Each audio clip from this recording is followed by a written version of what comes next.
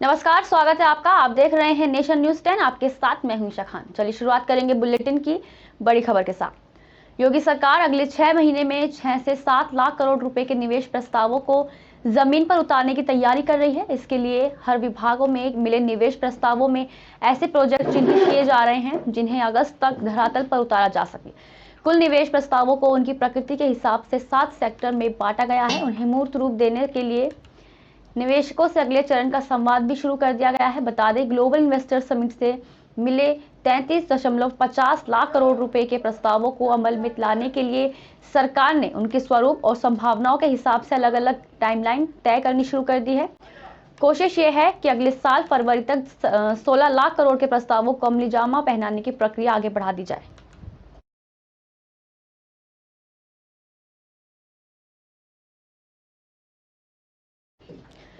कांग्रेस के पूर्व अध्यक्ष राहुल गांधी इस महीने के आखिर में ब्रिटेन जाएंगे, जहां वे कैम्ब्रिज विश्वविद्यालय के बिजनेस स्कूल में व्याख्यान देंगे। बता दें, राहुल गांधी ने ट्वीट कर जानकारी दी। उन्होंने कहा, मैं अपना संस्थान रहे कैम्ब्रिज विश्वविद्यालय जाऊंगा और बिजनेस स्कूल में व्याख्यान दूंगा।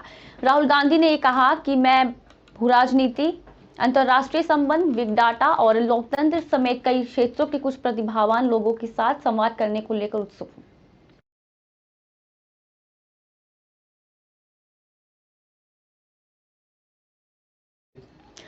उत्तराखंड में मौसम की बढ़ती बेरुखी मौसम वैज्ञानिकों को भी हैरान कर रही है। शीतकालीन में लगातार वर्षा में कमी के बाद अब तेजी से बढ़ रही तापमान चिंता का विषय बनता जा रहा है। उत्तराखंड में भी इसका व्यापक असर पड़ने की आशंका है। खासकर पर्वतीय क्षेत्रों में तापमान में अप्रत्याशित वृद्धि हो सकती है, जिसमें हिमखंड पिघलने और हिमस्खलन की आशंका है। इसके साथ ही प्रदेश में गर्मी का एहसास भी होने लगा है। अगले 5 दिन तापमान में अत्यधिक वृद्धि को लेकर मौसम विभाग ने अलर्ट जारी किया है।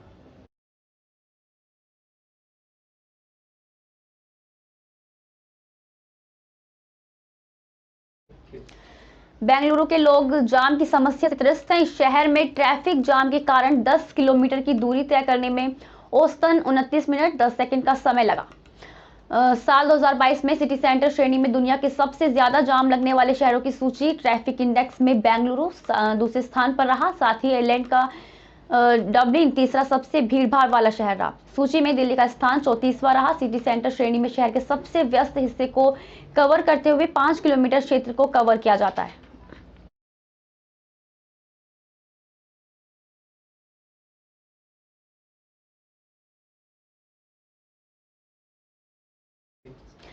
जनपद में उधम सिंह नगर में खटीमा भारत नेपाल सीमा स्थित नारायण नगर और खेलरिया गांव के मध्य जंगल के किनारे किसी लकड़ी तस्कर द्वारा वन विभाग के यूकेलिप्टस के पेड़ों को अवैध रूप से काटे जाने की ग्रामीणों द्वारा दी गई सूचना पर खटीमा एसडीएम रविंद्र बिष्ट, खटीमा नायब तहसीलदार वीरेंद्र सिंह सजवाड़ और खटीमा वन क्षेत्राधिकारी महेश चंद्र जोशी ने मौके पर पहुंचकर निरीक्षण किया। मौके पर एक सूखे यूकेलिप्टस पेड़ के गिलटे पाए गए हैं। वहीं मौके पर पहुंचे एसडीएम रविंद्र बिष्ट और वन क्षेत्राधिकारी महेश चंद्र जोशी ने बताया कि जांच के बाद जो भी तथ्य आएंगे उसके अनुसार अग्रिम कार्रवाई की जाएगी। वहीं उन्होंने कहा कि जो भी इस मामले में संलिप्त होगा उसके खिलाफ वन अधिनियम के तहत नियमानुसार विधिक कार्रवाई की जाएगी।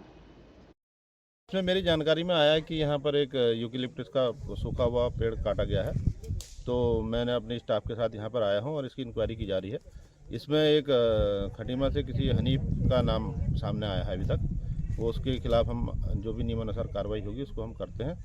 किसी व्यक्ति द्वारा सूचना दी गई थी यहाँ पर अवैध रूप से कोई यूकेलिप्टस के पेड़ का, जो कि काफ़ी बड़ा पेड़ है, उसका कटान अवैध रूप से किया जा रहा है। तो हम मौके में पहुँचे। मौके में हमने फिर मैंने फॉरेस्ट रेंजर से बात की है, तो कहा गया कि कोई हनीफ करके एक व्यक्ति है जो इसमें इन्वॉल्व था।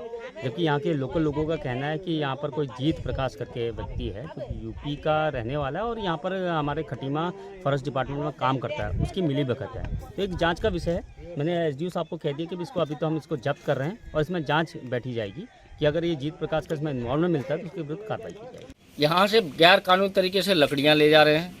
जो पेड़ गिराना नहीं है वो पेड़ को गिरा के ले जा रहे हैं। इससे पहले भी सागुन के पेड़ तमाम जो है नदी में से सब उठा के ले गए। नौगांव गांव निवासी तारा देवी पत्नी रामा के नाम से प्रधानमंत्री आवास स्वीकृत हुआ है। आवास की भूमि को लेकर गांव के ही कुछ लोगों से विवाद चल रहा था। बता दें, पिछले दिनों राजस्व कर्मियों ने मौके पर जाकर नापी कार्रवाई की। इसके बाद चिन्हित जमीन पर आवास का निर्माण शुरू हुआ था। नींव स्तर से ऊपर का काम हो चुका था। दूसरे पक्ष के लोग लामबंद होकर मौके पर पहुंचे और आवास ढहाने लगे। आरोप है कि विरोध करने में उन्होंने हमला बोल दिया। घटना की सूचना मिलते ही एसपी, एसडीएम, सीओ ने भारी फोर्स के साथ घटनास्थल पर पहुंचकर आक्रोशित लोगों को शांत कराया। दो पक्षों के बीच में जमीन के विवाद को लेकर आपस में झगड़ा हुआ है, जिसमें एक पक्ष ने आके दूसरे पक्ष के घर पे ट्रैक्टर से आके उसके ऊपर हमला किया। उसके ऊपर लाठी डंडा और बता रहे हैं कि कुल्हाड़ी से उसके ऊपर हमला किया, जिसमें 2 लोग घायल हो गए। एक महिला की मौके पर ही, ज्ञानमती नाम की महिला है, लगभग 55 वर्ष की आयु है, उसकी मौके पर मृत्यु हो गई है। और एक लड़का परिवार का घायल है, संतोष नाम का, जिसको हॉस्पिटल में एडमिट कराया गया है। अभियुक्त गणों की गिरफ्तारी के प्रयास पुलिस कर रही है, जिनके द्वारा ये कृत्य किया गया है। धारा 302 के अंतर्गत अभियोग अभी पंजीकृत इसमें किया जाएगा और जो भी इसमें दोषी होंगे उनकी पुलिस गिरफ्तारी करेगी। इसमें धारा 302 7 CLA के अंतर्गत मुकदमा पंजीकृत इसमें किया जाएगा। नाबालिग लड़की से दुराचार के आरोपी को न्यायालय में दोषी करार देते हुए 10 साल की कठोर कारावास और 60,000 रुपए के अर्थदंड की सजा सुनाई गई है। जिला और विशेष सत्र न्यायाधीश धनंजय चतुर्वेदी की अदालत ने नाबालिग लड़की से दुराचार करने के आरोपियों को दोषी पाते हुए पोक्सो अधिनियम के तहत कठोर कारावास और 60,000 के अर्थदंड की सजा सुनाई। सर, वर्तमान में जो बच्चों से संबंधित लैंगिक अपराध हैं उनमें लगातार वृद्धि हो रही है और जनपद चमोली में इस समय 40 से ऊपर तो जो बच्चों से संबंधित अपराध हैं, सेक्सुअल ऑफेंस, वो चल रहे हैं। और कल ही मतलब एक घटना में माननीय न्यायालय द्वारा आरोपी को 10 वर्ष का कठोर कारावास और 60,000 रुपये के जुर्माने से दंडित किया है। और आज की बात करें तो आज भी गोपेश्वर थाना क्षेत्र अंतर्गत एक बच्चों से संबंधित अपराध में एक आरोपी को माननीय न्यायालय द्वारा रिमांड दिया गया है। वर्तमान समय की जो परिस्थितियां हैं वो बहुत विकट हो रही हैं। छात्र व उनके अभिभावक, गुरुजन, समाज के हर व्यक्ति को जागरूक होना बहुत ज़रूरी है। यदि अगर हम जागरूक नहीं होंगे तो बच्चों पर लैंगिक अपराध की जो स्थिति है वो लगातार बढ़ रही है।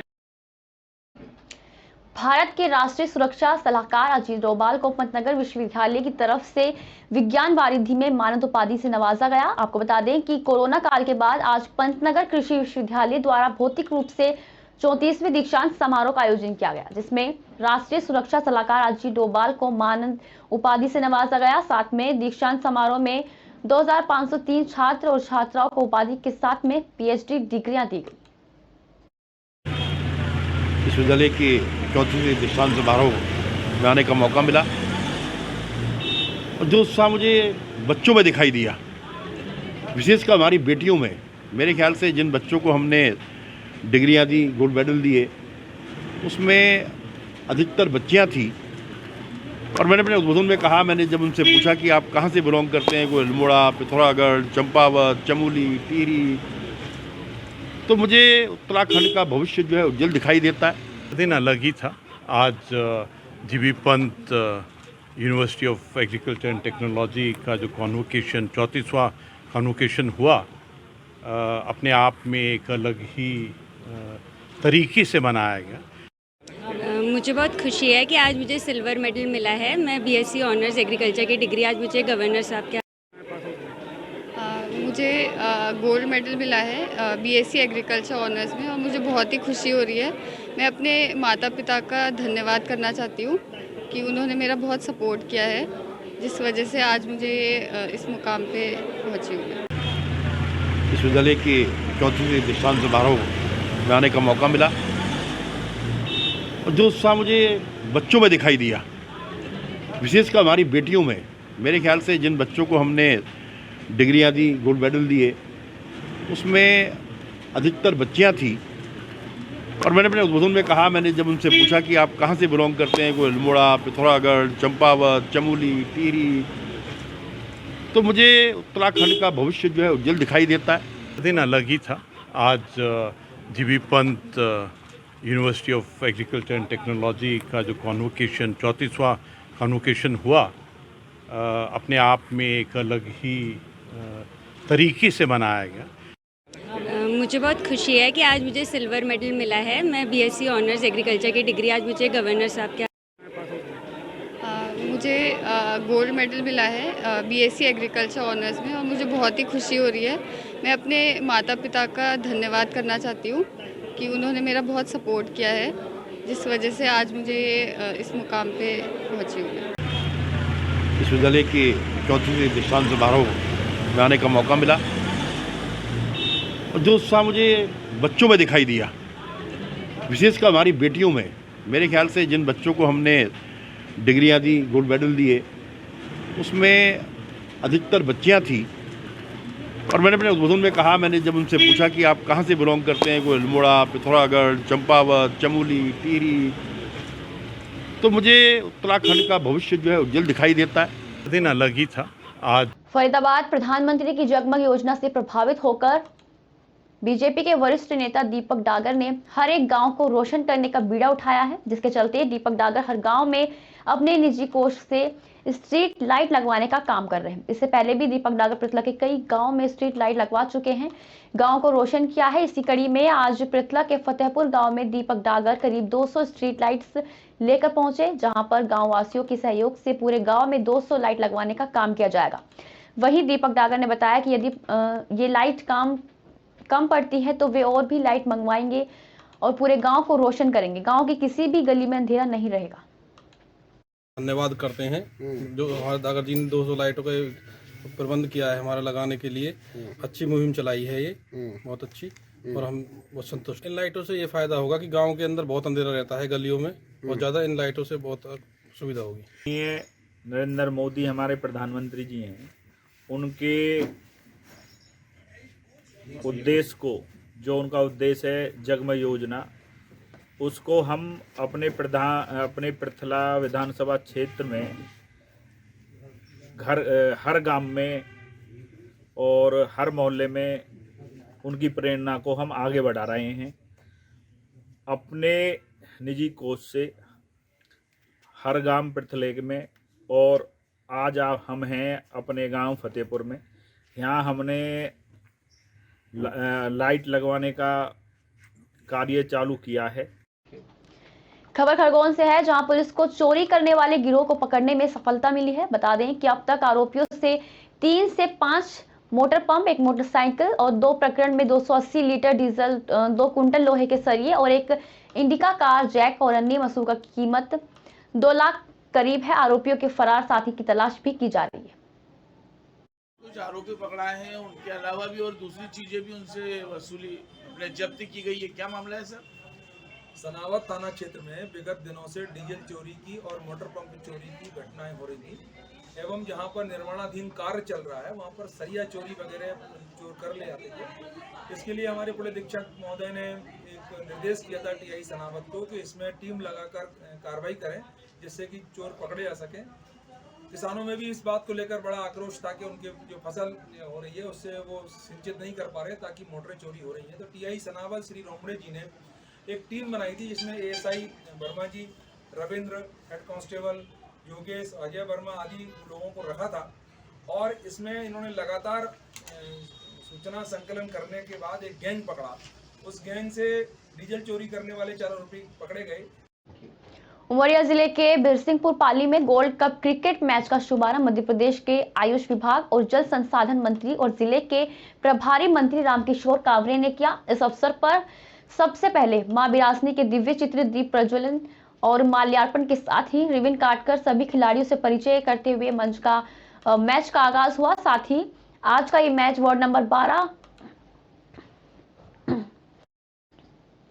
और तेहरा के बीच खेला गया। इस क्रिकेट टूर्नामेंट में वार्ड नंबर 12 ने जीतकर वार्ड नंबर 13 को बैटिंग करने के लिए आमंत्रित किया। गौरतलब है कि अगर नगर पालिका परिषद के द्वारा ये मैच 5 दिन का कराया जा रहा है।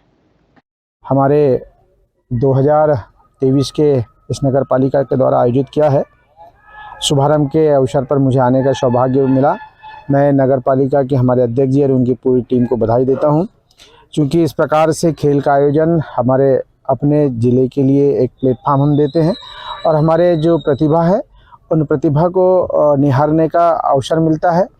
मैं नगर पालिका की पूरी टीम और हमारे विभागीय अधिकारी जिन लोगों का यहाँ पर प्रत्यक्ष अप्रत्यक्ष रूप से हमारे इस नगर पालिका के सभी लोगों का, पार्षद गणों का, जनप्रतिनिधि गणों का, नगर पालिका के गणमान्य नागरिकों का जो प्रत्यक्ष अप्रत्यक्ष रूप से सहयोग मिलता है। सत्य परेशान हो सकता है मगर पराजित नहीं। उमरिया जिले से ये खबर, जहां पर विगत दिनों हुए सरपंच के चुनाव पर ग्राम अरीड़ा की अगासियाबाई के निकट प्रतिद्वंदी द्वारा चुनाव परिणाम में पराजित होने पर वोटों की गिनती पर प्रश्न चिन्ह लगाते हुए एसडीएम कार्यालय में दोबारा से मतगणना के लिए बाद दायर किया गया था, जिस पर कलेक्टर सभागार में दोबारा मतगणना की गई। जनपद के ग्राम पंचायत औड़ेरा कि सरपंच अगस्त्य पुरुषोत्तम सिंह जी विगत दिनों हुए पंचायत चुनाव में भारी बहुमत से उन्होंने जीत हासिल की थी, लेकिन इनके जो निकटतम प्रतिद्वंदी थे उन्होंने एसडीएम न्यायालय में पुनर्मतगणना के आवेदन दिए थे और जिसके तहत एसडीएम महोदय ने पुनर्मतगणना आज कलेक्ट्रेट सभागार में करवाई और पुनः अगस्त्य पुरुषोत्तम सिंह के आज भारी बहुमत से जीत हुई है। इस जीत पर मैं अगस्त्य पुरुषोत्तम सिंह जी को अपनी ओर से बहुत बहुत बधाई और शुभकामनाएं देता हूं। और इस सत्य की जीत है। सत्य परेशान हो सकता है पर पराजित नहीं हो सकता है। आज इस सत्य की जीत हुई है। औड़ेरा पंचायत की जनता की जीत हुई है, वहां के कार्यकर्ताओं की जीत हुई है। मैं भारतीय जनता पार्टी की ओर से भी, क्योंकि भारतीय जनता पार्टी के समर्थित प्रत्याशी हैं अगस्त्याबाई, उनके पति पाली ग्रामीण मंडल के हमारे महामंत्री हैं भाजपा के, मैं उनको पार्टी की ओर से बहुत बहुत बधाई शुभकामनाएं देता हूँ। शहर में 5 किलोमीटर दूर स्थित शासकीय औद्योगिक प्रशिक्षण संस्थान ITI कॉलेज में पीने के पानी के लिए संकट बना हुआ है। जल संकट से छात्र छात्राएं खासे परेशान दिख रहे हैं। कॉलेज परिसर में एक हैंडपंप बंद पड़ा हुआ है, वही ट्यूबवेल मशीन लगने के बाद भी ट्यूबवेल पंप शोपीस बना हुआ है, क्योंकि उस बोरवेल के गड्ढे में पानी ही नहीं आया। वही कॉलेज प्रशासन हर दिन पानी के 10,000 खरीदकर पानी की पूर्ति करता है, लेकिन जार का पानी खत्म होने के बाद छात्र और छात्राएं पानी के लिए रोड के उस पार जाकर पेट्रोल पंप के लगे नल से पानी भर लाते हैं और अपनी प्यास बुझाते हैं। वही ट्यूबवेल लगवाने के लिए कॉलेज प्रशासन ने अपने विभाग को पत्र लिखा। सर मेरा नाम अभिषेक अहरवार है, मैं कोपर ट्रेड से हूँ। मैं सर यहाँ से मंडी मौरा से आता हूँ, रेलवे स्टेशन से। रेलवे स्टेशन से ITI कॉलेज कम से कम सर 7 किलोमीटर दूर है। 5 सर हम पैदल आते हैं और सर ने कोई व्यवस्था भी नहीं बनाई है और ना कुछ कैंसिलेशन मिलता है कॉलेज से आने जाने का। हाँ कैंसिल, मैंने सर से बोला था, सर बोल रहे थे भोपाल जाएंगे इस दिन तो ले आएंगे। और क्या समस्या है? पानी को किस तरह पूर्ति की जाती है? सर पानी सर बोतल लेके आते हैं तो मिल जाता है, ना वो टैंकर वगैरह आते हैं कॉलेज से, बस और कुछ समस्या नहीं है। की समस्या तो है, यहाँ का जो वाटर लेवल है वो नीचे चला गया है, तो हमारे प्राचार्य महोदय ने अभी प्रस्ताव भेजा है डायरेक्टरेट के लिए, वो जैसे स्वीकृत होगा वो पूर्ति कर ली जाएगी। फिलहाल बच्चों का कहना है कि कभी कभी पानी हम रोड के उस पार भी लेने जाते हैं सर। नहीं, हमारे प्राचार्य के द्वारा कैंपर की व्यवस्था की गई है और टॉयलेट के लिए वो टैंकर भी आते हैं, लेकिन उतनी पूर्ति नहीं कर पाते हम जितनी ज़रूरत है। आज के लिए फिलहाल इतना ही। देखते रहिए नेशन न्यूज़ 10।